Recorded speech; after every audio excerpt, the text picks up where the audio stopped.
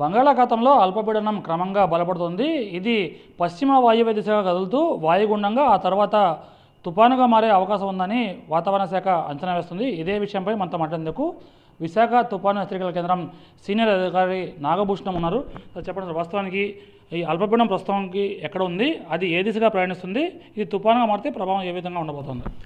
నిన్న మలక్కా మరియు దక్షిణ అండమాన్ వద్ద అల్పపీడనంగా ఏర్పడింది.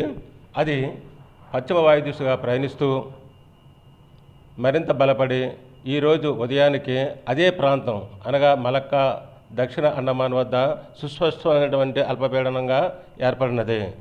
ఇది అదే దిశలో అనగా పశ్చిమ వాయు దిశలో ప్రయాణించి మరింత బలపడి రేపు ఉదయానికల్లా ఆగ్నేయ బంగాళాఖాతంలో వాయుగుండంగా బలపడే అవకాశాలు కనిపిస్తున్నాయి. ఇది అదే దిశలో కంటిన్యూగా కదులుతూ మరింత బలపడి మరొక 2 రోజుల్లో అనగా 48 గంటల్లో తుఫానుగా ఆగ్నేయ బంగాళాఖాతంలో ఏర్పడే అవకాశాలు ఎక్కువగా కనిపిస్తున్నవి. అంటే వాయుగుండంగా మారిన తర్వాత 48 గంటల నుండి 26వ తేదీ నాటికి రేపు వాయుగుండంగా మారుతుంది.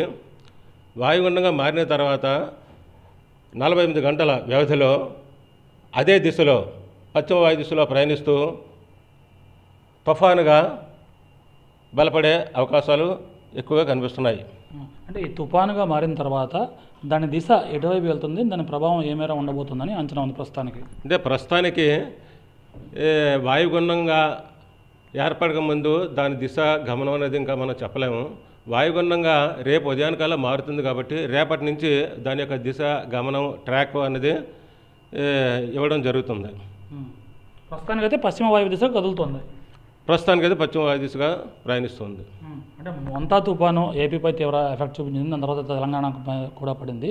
అంటే దీని ప్రభావం ఎంత మేర అనేది ఎప్పుడు తెలుస్తుంది?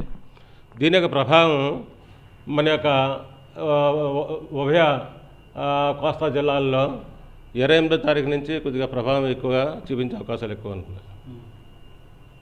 మత్స్యకారులకు ఏదైనా హెచ్చరికలు ప్రస్తుతానికి ఉన్నాయా? ఏదైనా వర్షాలు కురిసే అవకాశం ఉందా? అంటే నిన్నటి నుంచి సముద్రంలో అంటే తూర్పు బంగాళాఖాతం, అండమాన్ మరియు ఆగ్నేయ బంగాళాఖాతం, నైరుతి బంగాళాఖాతం, పశ్చిమ మధ్య బంగాళాఖాతంలో నిన్నటి నుంచి గాలులు గంటకు 35 నుంచి 45, గరిష్టంగా 55 కిలోమీటర్లు వీస్తున్నాయి. ఈ గాలులు మరింత బలపడే అవకాశాలు ఎక్కువ కనిపిస్తున్నాయి. కాబట్టి నిన్నటి నుంచి కూడా మత్స్యకారులు ఎవరు కూడా సముద్రంలో ఆల్రెడీ వేటకు వెళ్ళిన వాళ్ళు సురక్షిత ప్రాంతాలకి 28వ తారీఖు లోపల వచ్చేవలసినదిగా హెచ్చరికలు జారీ చేయడం జరిగినది.